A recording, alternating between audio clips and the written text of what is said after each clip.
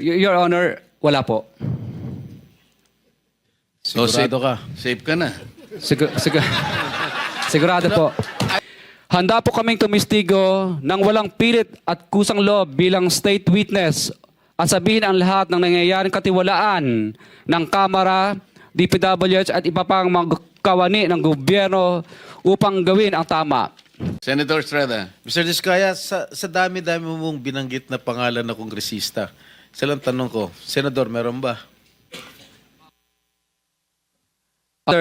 Your Honor, wala po.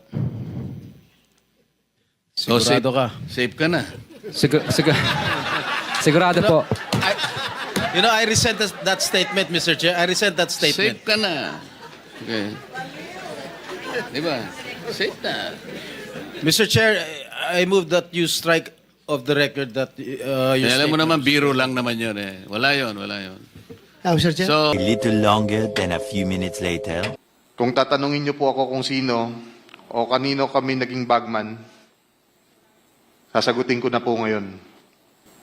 Sabi ni Senator Marcoleta kahapon, ligtas ka na. safe ka na. Sigurado po. Hindi po ito totoo. Si Senator Jinggoy Ejercito Estrada, Senator Joel Villanueva, Yusek Robert Bernardo, at D. Alcantara. Si Senator Jinggoy po ay nagbaba ng 355 million ngayong 2025 sa mga ilang projects sa Bulacan. At walang base ang mga akusasyon sa akin ni Bryce Hernandez. Hindi ako papayag na makaladkad ang aking pangalan sa mga pahayag na katang-isip at gawa-gawang salaysay. I have participated diligently and consistently in the Senate investigation because, like everyone, I want the truth to come out and weed out corruption in the government. And I am confident that I have not committed any illegal act.